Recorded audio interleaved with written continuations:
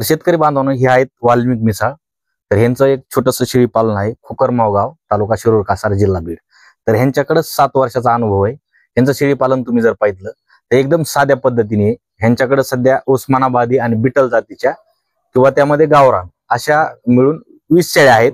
तर 20 शेळ्या, 20 मध्ये 15 मोठ्यात आणि 5 छोट्या.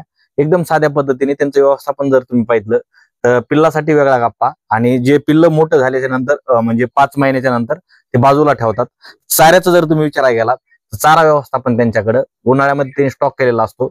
जसं की आपला शेतीमधला ज्वारीचा कडबा असेल, भुईमुगाची येल असते किंवा तुरीचं भुसकट असेल, तर पावसाळ्यामध्ये तो चारा ते त्यांच्या शेळ्यांना देतात. पाऊस जर आला बाय चान्स, एक 15-20 दिवस पाऊस असा कंटिन्यू लागून राहतो, 5 दिवस, मग शेळ्या सोडायला जमत नाहीत. आणि तुम्ही जर अजून जर विचारायला गेलात खोलवर, तर शेळ्या सोडण्याचं त्यांचं जे प्रमाण आहे तर एकदम कमी, अर्धबंद दिसतं. त्यांना वेळ भेटला तर ते शेळ्या सोडतात, वेळ जर नाही भेटला तर शेळ्यांना जागेवरच गव्हाणी वगैरे केलेल्यात, पिल्लाला जागेवर खायला टाकतात. आणि अजून जर आपण माहिती घ्यायला गेलो तर शेळ्यांच्या जे पिल्ल आहेत ते आपलं मेल भांडवल असतं.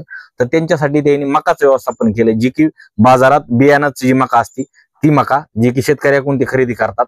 आणि 5 किलो मका संध्याकाळी शिजून काढतात. जसं की आपण कण्या शिजतो तसं ते पिल्लांना देतात. त्यामुळे त्यांचं सांगणं आहे की पिल्लाची तब्येत चांगली राहते.